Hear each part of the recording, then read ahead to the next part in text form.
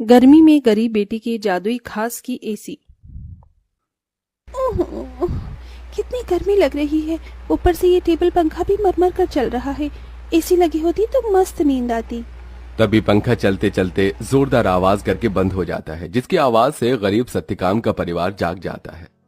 अजी, ये इतनी तेज आवाज कैसी थी? क्या मालूम चंदा, पर ऐसा लगा जैसे कुछ टूट गया। तभी भारती टेबल पंखे को देखती है। पिताजी, वो देखो, टेबल पंखा टूट गया। पंखा टूटा देखकर पूरा परिवार दुख जताने लगता है। हे भगवान, ये क्या, एक और परेशानी बढ़ा दी तूने हम गरीबों पर।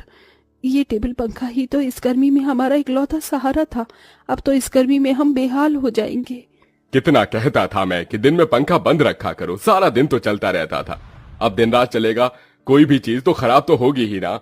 एक एक पाई जोड़ कर लिया था ये पंखा, अब कहां से लाऊंगा तुम्हारे नए पंखे का दाम। इसलिए तो कहती हूँ पिताजी कि घर में एक एसी लगवा दो। गर्मी भी नहीं लगेगी और नींद भी अच्छी आएगी। ये सुनकर गरीबी से झुंझलाया सत्यकाम अपनी दूसरी बेटी भारती को डांट लगाते हुए बोला, अरे चुप कर तू भारती, तेरा बाप कोई सर्विस वाला थोड़े है जो लाख रुपए महीना कमाता है। जब देखो एसी एसी एसी कहते रहती है। ये एसी सोफा सब अमीरों के घरों में होता है, हम गरीबों की औकात में नहीं है खरीदना। अजी, अब जाने भी तो बच्ची है। अब ही चलो सब सो जाओ। आस पड़ोस वाले भी इतनी रात में हम गरीबों के घर में से हल्ला गुल्ला होता सुनेंगे तो क्या कहेंगे। जैसे तैसे सब गर्मी में सो जाते हैं, लेकिन अपने गरीब माँ बाप बहन को गर्मी से बेहाल देखकर वो गरीब बेटी रात भर खुद सो भी नहीं पाई। अरे सुबह हो गई, जल्दी से साफ सफाई कर लेती हूँ, फिर बाबा के लिए चाय भी बनानी है। घर में झाड़ू लगाकर जब वो घर के बाहर आकर देखती है तो आम के पेड़ से पूरे आंगन में पत्ते ही पत्ते बिखरे थे और पेड़ पर फल लगने को थे, जिसे देखकर वो खुश हो गई। अरे वाह, आम के पेड़ पर तो बेर लगने लगे हैं। अच्छा है, थोड़े दिन में आम पक जाएंगे। पिताजी को तो आम के साथ रोटी खाना कितना पसंद है। अगर उन्हें रोज अपनी मनपसंद की सब्जी या फिर मीठे आम मिल जाए तो वो पेट भरकर रोटी खाते हैं। लेकिन इस गरीबी में नमक रोटी और चटनी रोटी खाकर ही गुजारा करना पड़ रहा है। इस घर की बड़ी बेटी होते हुए भी मैं अपने गरीब माँ बाप के लिए कुछ भी नहीं कर पा रही हूँ। मेरे प्यारे आम के पेड़, मैं उनके लिए कुछ करना चाहती हूँ। खास करके भारती की ख्वाहिश है कि हम अपने घर में एसी लगवाएं। सबसे पहले मैं अपनी कमाई से अपने घर में एसी लगवाऊंगी। गीतू रोज ही अपने आंगन में लगे उस आम के पेड़ से अपना सुख दुख बांटती थी। वो पेड़ जैसे उसके परिवार का हिस्सा बन चुका था, क्योंकि गीतू ने 5 साल की उम्र में आम की गुठली बोई थी और हर दिन उसमें खाद पानी डालती, जिससे आज पेड़ इतना विशाल और फलदार था। पेड़ के नीचे हर कुछ दिनों में घास उगाती, जिसे गीतू जुगाड़ लगाकर कभी घास की चटाई तो कभी कालीन बुना करती थी। गीतू, मैं और तेरे पिताजी जमींदार के खेत पर जा रहे हैं काम करने। माँ, आप और पिताजी अपनी खेती खुद क्यों नहीं उगाते? वो जमींदार तो यही चाहता है कि हम गरीब लोग सारी जिंदगी उसकी गुलामी करें। तभी तो धूप में वो आपसे गधों की तरह काम करवाता है और सिर्फ 100 रुपए ही देता है पूरे दिन के। पिताजी, आप ही तो कहते हैं ना कि हम गरीब किसान मिट्टी से सोना उगाते हैं। हाँ बेटिया, लेकिन एक गरीब के लिए 2 रोटी कमाना रोज की कठिन चुनौती होती है, जिसे पार करना पड़ता है।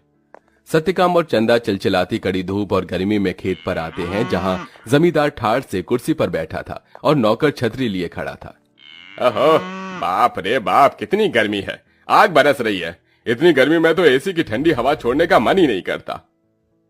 राम राम मालिक। अरे भाड़ में गया तेरा राम राम, यहाँ गर्मी से मेरा कचूमर निकला जा रहा है। कहाँ मर रहा था? हाँ, अब तक कहाँ मर रहा था? चलो दोनों मियाँ बीबी खेत जोतने में लग जाओ, उठाओ हल।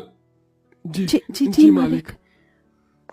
बेचारे दोनों कड़ी धूप में उतनी बड़ी जमीन में हल जोतते हैं, उनके माथे से टप टप पसीना बहता जाता है।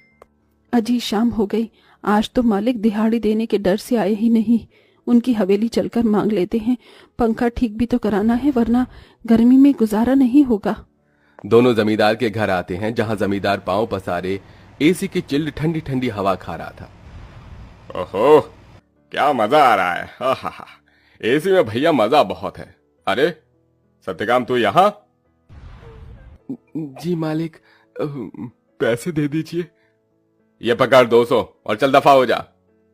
इसी तरह दिन गुजरते हैं। दोनों मियाँ बीवी जो भी कमा कर लाते अपनी गरीब बेटी के हाथों में रख देते, जिससे बहुत ही समझदारी से गीतू घर चलाती और उसमें से कुछ बचा भी लेती। 100, 200, 300, 350, 400, 410, 420, 30, कुल मिलाकर मेरे पास अभी तक ये 700-800 रुपए ही इकट्ठे हुए हैं।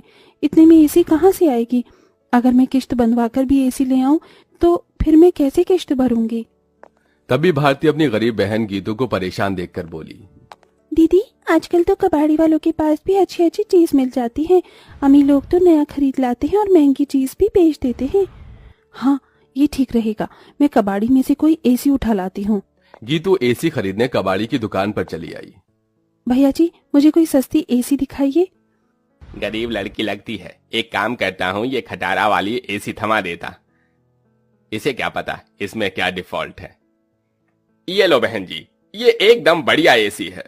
ये चलती तो है ना? चलती नहीं, दौड़ती है। एकदम धूम मचा देगी ठंडी हवा की। 1000 रुपए की लगेगी। अब जल्दी से ले लो। लेकिन मेरे पास बस 800 ही हैं। चलेगा चलेगा, दे दो। गीतू खुशी से वो एसी घर लाकर सबको चलाकर दिखाती है। माँ, पिताजी देखो, आपकी गरीब बेटी एसी खरीद कर लाई है 800 में। अब हमें गर्मी में नहीं सोना पड़ेगा। मगर ये चल क्यों नहीं रही? 800 में कोई एसी देता है भला क्या? पैसे फंसा कर आई है जाकर। सब मुंह बनाकर सो जाते हैं और गीतू पेड़ के पास आकर रोने लगी। मेरे प्यारे आम के पेड़, वो कबाड़ी वाला मुझ गरीब के पैसे खा गया। ये एसी चल भी नहीं रही। मुश्किल से 1-1 रुपया इकट्ठा किया था। गीतू को रोते देखकर पेड़ बोलने लग जाता है। गीतू, तुम रो रही हो? रो मत, मैं तुम्हारी एसी को जादुई एसी बना देता हूँ। क्या सचमुच में ऐसा हो सकता है? तभी पेड़ जादू करता है और जमीन पर ढेर सारे घास उगाते हैं जो बहुत चमक रही थी। गीतू, इस जादुई घास को मैंने अपनी शक्ति से उगाया है। इसे एसी में लगा दो, ये एसी जादुई हो जाएगी। गीतू बिल्कुल वैसा ही करती है। तभी घास का एसी बनकर पूरा होते ही सुनहरी चमक से भरकर चल पड़ता है और पूरे घर को बर्फ के जितना ठंडा कर देता है। माँ, पिताजी, भारती देखो, एसी चलने लगी। पूरा गरीब परिवार घास के एसी को चलते देखकर चौंक जाते हैं। अरे देखो चंदा, हमारी बिटिया ने घास की एसी बनाई है। हाँ जी, लेकिन ये घास की एसी कैसे चल रही है? ये एसी कूलर तो बिजली से चलते हैं। तभी जादुई घास एसी के आंख कान मुंह बन जाता है। एसी इठलाकर बोला, क्योंकि मैं जादुई घास का एसी जो हूँ। ये लो, जी भर के खूब ठंडी हवा खाओ।